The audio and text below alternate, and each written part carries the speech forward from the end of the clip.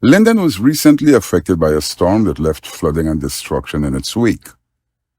Homes were destroyed, other property was damaged, and flooding was widespread.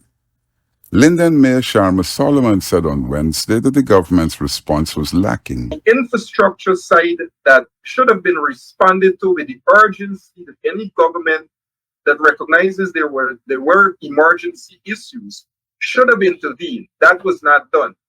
And it provided those who believe we could have negotiated with the government on an emergency to allow the government to get away from that urgent intervention of a system that needed massive maintenance and overhauling, which is our current drinking system. That was not done. The area's hilly sand and clay. The drains weren't properly constructed and many collapsed under the pressure of the water from the rains.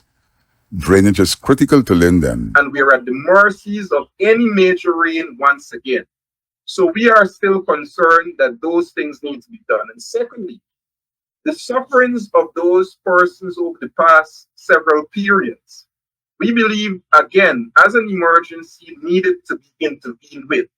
The amount of money over those two periods represents almost $200 million that the municipality would have went out to aggregate from those persons who were affected across 7 communities of Naikada, Amelia's Ward, West Watuka, Blueberry Hill, the Alleys, the Valleys, and the City. Those areas, an accumulated amount of $200 million in damages. Solomon said that this information was passed on to Prime Minister Mark Phillips and to other government officials, who have said to us that they don't pay compensation. The Linden people are not asking for compensation. We're asking for a relief.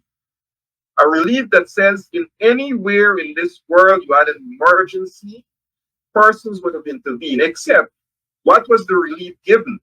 Would have been a few zinc sheet and the repairing of the roof for those who suffered by the storm. He said that the issue of flooding and the wind damage have been inadequately addressed. That the urgent intervention of those infrastructural works be done now. That those engineers that were sent up and identify all those black opus culverts, because we're coming into what the municipality can and cannot do. We cannot do that. And ensuring the maintenance of the drains are done. That's the first short-term approach. He said that the Mayor and Town Council has already hired a consultant. He said that someone needs to come into the community to undertake a more in-depth analysis of the drainage work, the flow structure, and its pattern within Linden.